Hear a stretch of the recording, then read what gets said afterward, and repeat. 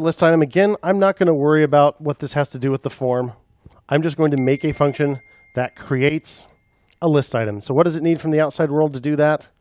Well, our list items have a label and a value, right? So I just made a function that takes in a label and a value. Never mind where they came from. It's not its business to know. This has one responsibility. So it creates an LI. It sets the text content to the label. And then here's the tricky part. So sometimes the value is a string. And here it's a div.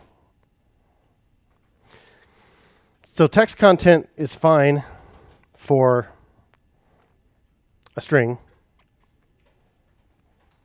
But if we try to pass a div to text content or assign a div to text content, it's going to turn it into square bracket object HTML div element, right? That's no good. What happens if you try to use a pin child then? Let's just make a little something. Const div equals document.createElement div. Okay, here's our div. Let's say div append child some string. Explode! Type error. Failed to execute append child on node. Parameter 1 is not of type node. So nodes are how things are represented in the DOM's tree structure. So elements, that's one type of node. But there's also text nodes. So when the text actually becomes part of the DOM, that's not just a string anymore. That is what's called a text node. And when you use the text content property, it just turns it to a string or changes it from a string into a proper text node. But if you use a pin child, it has to already be a text node. So one thing we could have done was just turn it into a text node if it's a string. The way I chose to do it is using a try catch. Anyone used a similar sort of structure in another language by any chance? So I try appending the value to the item, which will work if it's an element, right? Append child, we've been using it.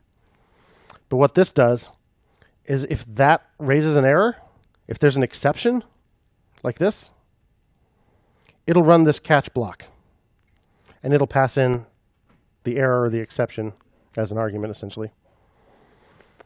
And so if that happens, if this raises an error, I know it's probably a string, so I'm just going to stick the value on the end of the text content. Make sense? Then, so again, we set the text content to have the label, colon, and then a space. Then we try appending the value. And if that doesn't work, we try concatenating the value onto text content. And then we return the list item.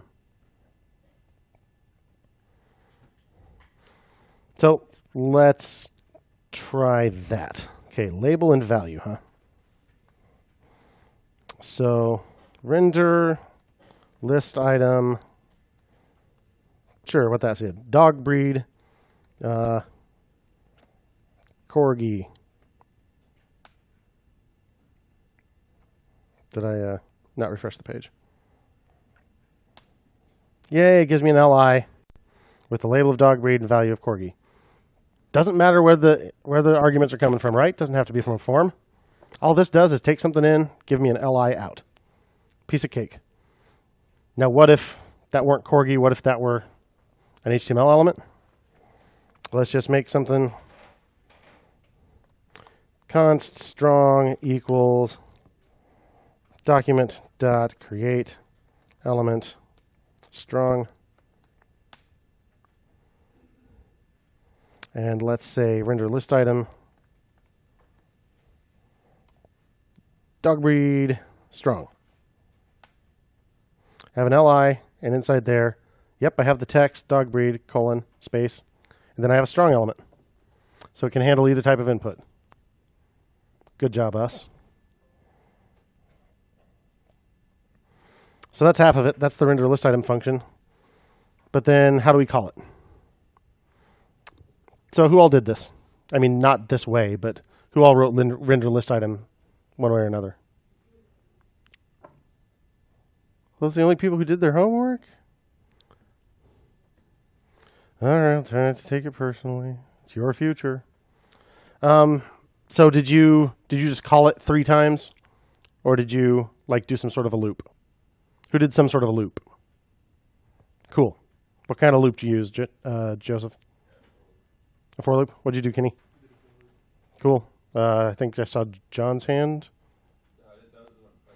Yeah, you did a map. Who else? Anybody? Okay. So let's look at what we could do there. To do a loop, we need to have an array, right? So where'd you come up with the array? I created an array called item, and I had that equal to renderListItem. So that for each time that you would go through the array, it would render a new item until Okay. the counter stopped. Okay. Let's learn something new as we do this.